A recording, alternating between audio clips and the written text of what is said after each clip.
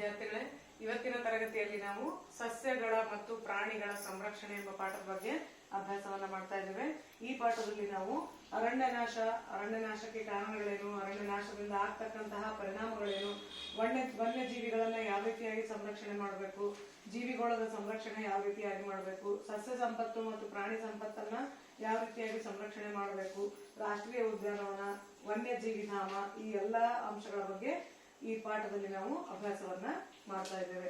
ಮೊದಲನೇದಾಗಿ ಇವತ್ತಿನ ತರಗತಿಯಲ್ಲಿ ನಾವು ಸಸ್ಯಗಳ ಮತ್ತು ಪ್ರಾಣಿಗಳ ಸಂರಕ್ಷಣೆ ಎಂಬ ಪಾಠದೊಳಗ ಅರಣ್ಯನಾಶ ಮತ್ತು ಅದಕ್ಕೆ ಕಾರಣಗಳು ಏನೇನು ಅನ್ನೋದನ್ನ ಅಭ್ಯಾಸವನ್ನ ಮಾಡ್ತಾ ಹೋಗೋಣ ಅಂತ. ನೀವು ಹಿಂದಿನ ತರಗತಿಯೊಳಗ ನೋಡಿರ್ತೀರಿ, 7ನೇ ಕ್ಲಾಸ್ನೊಳಗ ಅರಣ್ಯನಾಶ ಅಂದ್ರೇನು, ಅರಣ್ಯನಾಶದಿಂದ ಆಗ್ತಕ್ಕಂತಹ ಪರಿಣಾಮಗಳೇನು ಅನ್ನೋದ್ರ ಬಗ್ಗೆ ನೀವೇನ್ ಮಾಡಿರಿ, ಅಭ್ಯಾಸವನ್ನ ಮಾಡಿರ್ತೀರಿ ಪರಿಸರ ಎಂಬ ಪಾಠದೊಳಗೆ. ಓಕೆ, ಇವತ್ತಿನ ತರಗತಿಯಲ್ಲಿ ನಾವು ಅದ್ರ ಬಗ್ಗೆ ಡೀಟೇಲ್ ಆಗಿ ಅಭ್ಯಾಸವನ್ನ ಮಾಡ್ತಾ ಹೋಗೋಣ. ಮೊದಲನೇದಾಗಿ ಅರಣ್ಯನಾಶಕ್ಕೆ ಆಗ್ತಕ್ಕಂತಹ ಕಾರಣಗಳೇನು, ಯಾವ್ದಕ್ ಸಲುವಾಗಿ ಅರಣ್ಯವನ್ನು ನಾವು ನಾಶ ಮಾಡ್ತಾ ಇದ್ದೀವಿ ಅನ್ನೋದನ್ನ ನಾವು ನೋಡ್ತಾ ಹೋಗೋಣ. ಈ ಭೂಮಿ ಮೇಲೆ ಏನಾಗುತ್ತೆ ಅಂತ ಹೇಳಿದ್ರೆ ವೈವಿಧ್ಯಮಯವಾಗಿರ್ತಕ್ಕಂತಹ ಸಸ್ಯ ಸಂಕುಲ ಮತ್ತು ಪ್ರಾಣಿ ಸಂಕುಲ, ಹೌದಾ?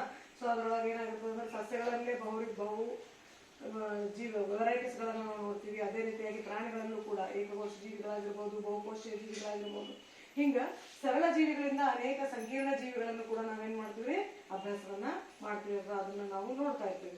ಇವೆಲ್ಲ ಏನ್ರಿ ಅಂತ ಹೇಳಿದ್ರೆ ಈ ಮನುಕುಲದ ಕ್ಷೇಮಕ್ಕಾಗಿ ಮತ್ತು ಉಳಿವಿಗಾಗಿ ಏನಾಗಿದೆ ಅಂತ ಹೇಳಿದ್ರೆ ಅವಶ್ಯಕವಾಗಿರ್ತಕ್ಕಂಥದ್ದು ಅಂತೇಳಿ ನಾವು ಹೇಳ್ಬೋದು, ಹೌದಾ? ಇಂದು ಈ ಜೀವಿಗಳ ಉಳಿವಿಗೆ ಕಾರಣವಾಗಿರ್ತಕ್ಕಂಥ ಬಹುದೊಡ್ಡ ಅಪಾಯ ಏನ್ರಿ ಅಂತ ಹೇಳಿದ್ರೆ ಅರಣ್ಯನಾಶ ಅಂತ ಹೇಳಿ. ಓಕೆ, ಈ ಅರಣ್ಯನಾಶ ಅಂತಂದ್ರೆ ಏನ್ರಿ ಅಂದ್ರೆ ಅದರಲ್ಲಿರ್ತಕ್ಕಂಥ ಸಸ್ಯ ಸಂಕುಲವನ್ನ ನಾಶ ಮಾಡ್ತಕ್ಕಂಥದ್ದು ಅಂತಂದೇಳಿ. ಈ ಅರಣ್ಯಗಳಲ್ಲಿರ್ತಕ್ಕಂಥ ಮರಗಳನ್ನ ಕಡಿದು ನಾವೇನ್ ಮಾಡ್ತೀವಿ, ಆ ಭೂಮಿಯನ್ನ ಬೇರೆ ಬೇರೆ ಉದ್ದೇಶಕ್ಕ ಬಳಸ್ತಕ್ಕಂತಹ ಒಂದು ಪ್ರಕ್ರಿಯೆಯನ್ನು ನಾವು ಅರಣ್ಯನಾಶ ಅಂತ ಹೇಳಿ ಕರಿತಕ್ಕಂಥದ್ದು. ಹಂಗಾರೆ ಯಾವ ಕಾರಣಗಳಿಗೆ ನಾವು ಅರಣ್ಯವನ್ನ ನಾಶ ಮಾಡ್ತೇವೆ ಅಂತಂತಂದ್ರ ವ್ಯವಸಾಯ ಭೂಮಿಯನ್ನಾಗಿ ಪರಿವರ್ತಿಸಲು, ಹೌದಾ? ನಮಗೇನ್ ಬೇಕ್ರಿ, ತಿನ್ಲಿಕ್ಕೆ ಆಹಾರ ಬೇಕೇ ಬೇಕು. ಈಗ ಬೆಳೆತಿರ್ತಕ್ಕಂತಹ ಒಂದು ಜನಸಂಖ್ಯೆ ಸಲುವಾಗಿ ನಾವೇನ್ ಮಾಡ್ತೀವಿ, ಆಹಾರದ ಪ್ರಮಾಣವನ್ನ ಆ ಜನಸಂಖ್ಯೆಗೆ ಅನುಗುಣವಾಗಿ ಜಾಸ್ತಿ ಮಾಡ್ಕೊತಾ ಹೋಗ್ತೀವಿ. ಯಾವ ರೀತಿಯಾಗಿ ಜನಸಂಖ್ಯೆ ಜಾಸ್ತಿ ಹಾಕೋತ ಹೋಗ್ತದೋ ಅಲ್ಲಿ ಆಹಾರದ ಪ್ರಮಾಣ ಏನಾಗ್ತದ, ನಮಗ ಬೇಕಾಗೇ ಆಗ್ತದ. ಸೊ ಅದಕ್ಕಾಗಿ ನಾವೇನ್ ಮಾಡ್ತೀವಿ ಅಂತ ಹೇಳಿದ್ರೆ ಆ ಇರ್ತಕ್ಕಂಥ ಅರಣ್ಯವನ್ನ ನಾಶ ಮಾಡಿ ವ್ಯವಸಾಯಕ್ಕಾಗಿ ಭೂಮಿಯನ್ನಾಗಿ ಅದನ್ನೇನ್ ಮಾಡ್ತೀವಿ, ಪರಿವರ್ತಿಸ್ಕೊಳ್ತೀವಿ, ಹೌದಾ? ಇನ್ನ ಸೆಕೆಂಡ್ ಒನ್, ಈ ಬೆಳೀತಕ್ಕಂತಹ ಜನಸಂಖ್ಯೆ ಜಾಸ್ತಿ ಆಗಿರೋದ್ರಿಂದ ನಮಗೇನ್ ಮಾಡ್ಬೇಕು, ವಾಸ ಮಾಡ್ಲಿಕ್ಕೆ ಮನೆಗಳು ಬೇಕೇ ಬೇಕು. ಅದೇ ರೀತಿಯಾಗಿ ಅಲ್ಲಿ ನಾವು ಕೆಲಸ ಮಾಡ್ಲಿಕ್ಕೂ ಕೂಡ ದುಡಿಲಿಕ್ಕೂ ಏನಾಗ್ತದೆ ಅಂತ ಹೇಳಿದ್ರೆ ಕಾರ್ಖಾನೆಗಳನ್ನ, ಬೇರೆ ಬೇರೆ ರೀತಿಯ ಕಟ್ಟಡಗಳನ್ನ ಕಡ್ಕೊಳ್ಳೋದ್ರ ಮುಖಾಂತರವಾಗಿ ನಾವೇನ್ ಮಾಡ್ತೀವಿ, ಆ ಅರಣ್ಯ ಸಂಪತ್ತನ್ನು ಕೂಡ ಏನ್ ಮಾಡ್ತಾ ಹೋಗ್ತೀವಿ, ನಾಶ ಮಾಡ್ತಾ ಹೋಗ್ತೀವಿ.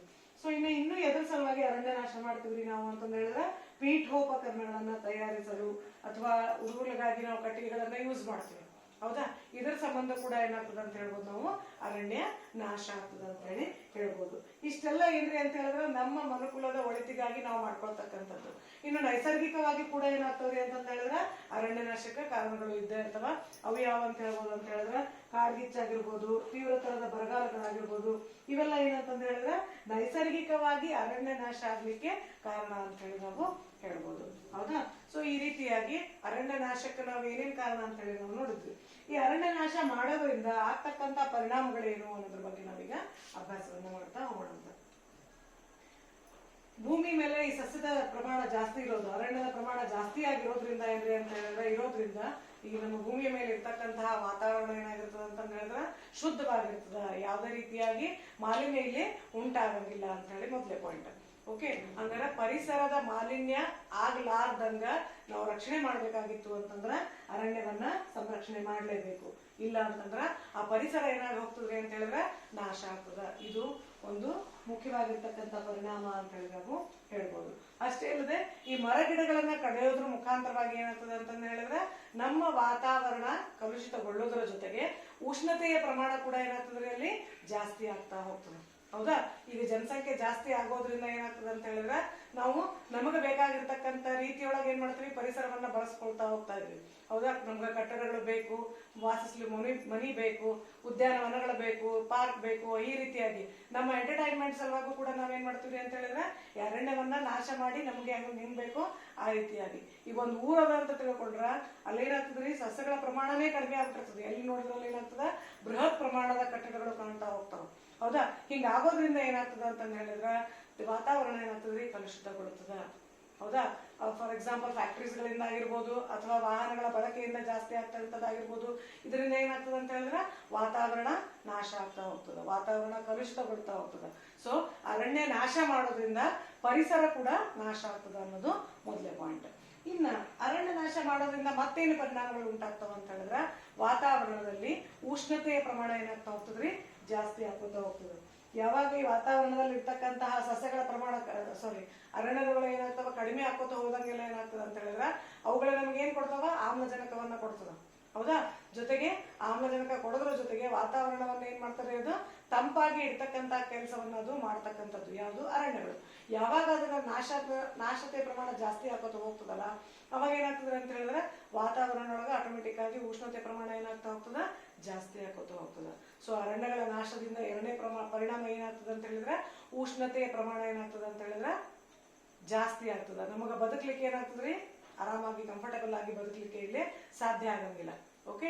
ಇನ್ನ ಮೂರನೇದ್ದು, ಅರಣ್ಯ ನಾಶ ಆಗೋದ್ರಿಂದ ಏನಾಗ್ತದೆ ಅಂತ ಹೇಳಿದ್ರೆ ಮಳೆಯ ಪ್ರಮಾಣ ಕೂಡ ಏನಾಗ್ತದ್ರಿ, ಕಡಿಮೆ ಹಾಕೋತಾ ಹೋಗ್ತದೆ. ಹೌದಾ.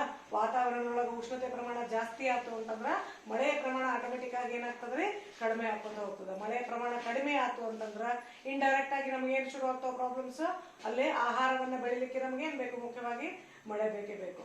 ಸೊ ಭೂಮಿಯನ್ನ ನಾವು ಫಲವತ್ತತೆಯಿಂದ ಇಟ್ಕೊಳ್ಳಿಕ್ಕೂ ಕೂಡ ಏನ್ ಬೇಕ್ರಿ, ಮಳೆ ಬೇಕೇ ಬೇಕು.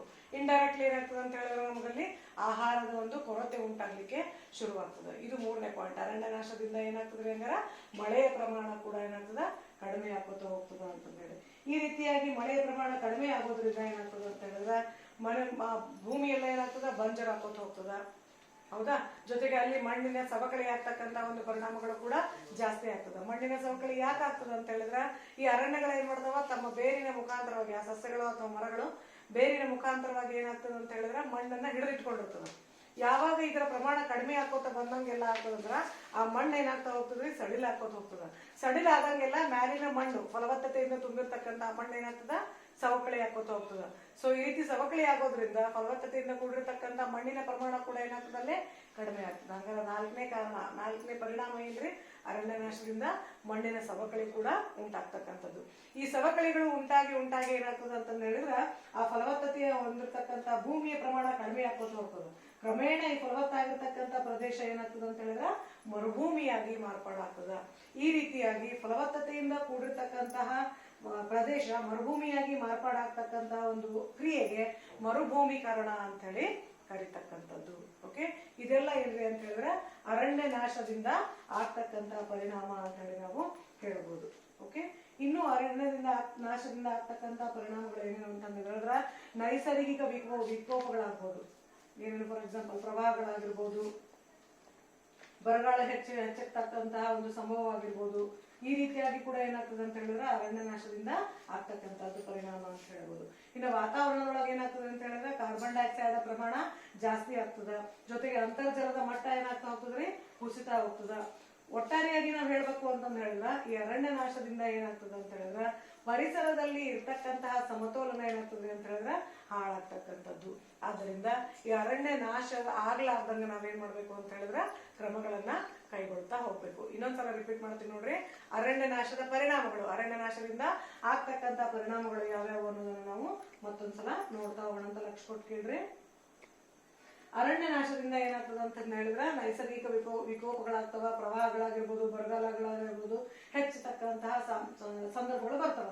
ಇನ್ನ ಏನಾಗ್ತದೆ ಅಂತ ಹೇಳಿದ್ರೆ ವಾತಾವರಣದೊಳಗ ಕಾರ್ಬನ್ ಡೈಆಕ್ಸೈಡ್ ನ ಪ್ರಮಾಣ ಹೆಚ್ಚುತ್ತಾ ಹೋಗಿ ಉಷ್ಣತೆ ಪ್ರಮಾಣ ಏನಾಗ್ತದ್ರಿ ಹೆಚ್ಚುತ್ತಾ ಹೋಗ್ತದೆ. ಇದರಿಂದ ನಮ್ಗೆ ಬದುಕಲಿಕ್ಕೆ ಏನಾಗ್ತದ್ರಿ ಆರಾಮದಾಯಕವಾಗಿ ಇರ್ಲಿಕ್ಕೆ ಸಾಧ್ಯ ಆಗಿಲ್ಲ. ಇನ್ನು ಅಂತರ್ಜಲ ಮಟ್ಟ ಏನಾಗ್ತಾ ಹೋಗ್ತದ, ಕುಸಿತಾ ಹೋಗ್ತದ. ಅರಣ್ಯ ನಾಶ ಆಗೋದ್ರಿಂದ ಏನಾಗ್ತದ, ಅಂತರ್ಜಲ ಮಟ್ಟ ಕೂಡ ಕುಸಿತಾ ಹೋಗ್ತದ. ಇನ್ನು ಮರಗಳನ್ನ ನಿರಂತರವಾಗಿ ಕಡಿಯೋದ್ರಿಂದ ಏನಾಗ್ತದ್ರಿ ಮಳೆಯ ಪ್ರಮಾಣ ಕೂಡ ಕಡಿಮೆ ಆಗ್ತಕ್ಕಂಥದ್ದು. ಅಷ್ಟೇ ಅಲ್ಲದೆ ಮಣ್ಣಿನ ಸವಕಳಿ ಕೂಡ ಏನಾಗ್ತದ್ರಿ ಆಗ್ತಾ ಹೋಗ್ತದ. ಯಾವಾಗ ಹೆಚ್ಚಿನ ಪ್ರಮಾಣದ ಮಣ್ಣಿನ ಸವಕಳಿ ಆಗ್ತಾ ಹೋದಂಗೆಲ್ಲ ಅಲ್ಲೇನಾಗ್ತದ, ಆ ಭೂಮಿ ಫಲವತ್ತತೆಯನ್ನ ಕಳ್ಕೊಂಡು ಮರುಭೂಮಿಯಾಗಿ ಅದು ಮಾರ್ಪಾಡಾಗ್ಲಿಕ್ಕೆ ಶುರುವಾಗ್ತದ. ಆ ಮರುಭೂಮಿಯಾಗಿ ಮಾರ್ಪಾಡಾಗ್ತಕ್ಕಂಥ ಪ್ರೊಸೆಸ್ಗೆ ಏನಾಗ್ತದೆ ಕರಿತೀವಿ, ಮರುಭೂಮೀಕರಣ ಅಂತ ಹೇಳಿ ಕರಿತಕ್ಕಂಥದ್ದು. ಸೊ ಈ ರೀತಿಯಾಗಿ ನಮ್ಗೆ ಅರಣ್ಯಗಳಿಂದ ಏನ್ ಸಿಗ್ತದೆ ಅಂತ ಹೇಳಿದ್ರೆ ಆಮ್ಲಜನಕ ಸಿಗ್ತದೆ, ನಿಮ್ಗೆ ಇದು ಗೊತ್ತದ. ಓಕೆ, ಆಮ್ಲಜನಕ ಇಲ್ಲಾರ್ದಂಗೆ ನಾವು ಬದುಕಲಿಕ್ಕೆ ಸಾಧ್ಯ ಆದೇನ್ರಿ? ಇಲ್ಲ. ಯಾವ ರೀತಿಯಾಗಿ ಇದು ಆಮ್ಲಜನಕ ಶುದ್ಧವಾಗಿ ನಮಗೆ ಸಿಕ್ಕಂಗಿಲ್ಲ, ನಮ್ಮ ಬದುಕು ಏನಾಗ್ತದ್ರಿ ಆರಾಮದಾಯಕವಾಗಿರ್ತದ. ಆದ್ದರಿಂದ ನಮ್ಮ ಆರಾಮದಾಯಕವಾಗಿರ್ತಕ್ಕಂಥ ಬದುಕಿಗೆ ಈ ಅರಣ್ಯ ನಾಶ ಆಗ್ಲಾರ್ದಂಗ ಕಾಪಾಡ್ಕೊಳ್ತಕ್ಕಂಥದ್ದು ನಮ್ಮ ಆದ್ಯ ಕರ್ತವ್ಯ ಅಂತ ಹೇಳಿ ನಾವು ಹೇಳ್ಬೋದು. ಸೊ ಅರಣ್ಯವನ್ನ ನಾಶ ಮಾಡಿ ಕಟ್ಟಡಗಳನ್ನ ಕಟ್ಟೋದಾಗಿರ್ಬೋದು, ನಮಗ್ ಬೇಕಾಗಿರ್ತಕ್ಕಂತಹ ಒಂದು ಎಂಟರ್ಟೈನ್ಮೆಂಟ್ ಸಲುವಾಗಿ ನಾವೇನ್ ಮಾಡ್ತೀವಿ ಅವುಗಳನ್ನ ನಾಶ ಮಾಡ್ತಕ್ಕಂಥದ್ದಾಗಿರ್ಬೋದು. ಮಾಡಿದ್ರು ಕೂಡ ಆ ಪರಿಣಾಮಗಳು ಎದ್ರ ಮೇಲೆ ಬೀಳ್ತಾವ್ರಿ? ನಮ್ಮ ಪರಿಸರದ ಮೇಲೆ ಬೀಳ್ತಕ್ಕಂಥದ್ದು.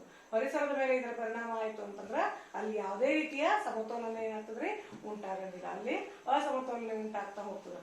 ಜೈವಿಕ ಅಜೈವಿಕ ಘಟಕಗಳ ನಡುವೆ ಏನಾಗ್ತದ್ರಿ ದೊಡ್ಡದಾಗಿರ್ತಕ್ಕಂಥ ಒಂದು ಕೆಟ್ಟದಾಗಿರ್ತಕ್ಕಂಥ ಪರಿಣಾಮಗಳು ಬೀಳಲಿಕ್ಕೆ ಶುರುವಾಗ್ತವ. ಆದ್ದರಿಂದ ನಾವು ಅರಣ್ಯ ನಾಶವನ್ನ ಆಗ್ಲಾರ್ದಂಗ ಆದ್ಮೇಲೆ ಆಗ್ತಕ್ಕಂಥ ಪರಿಣಾಮಗಳನ್ನ ನಾವು ನೋಡಿದ್ವಿ.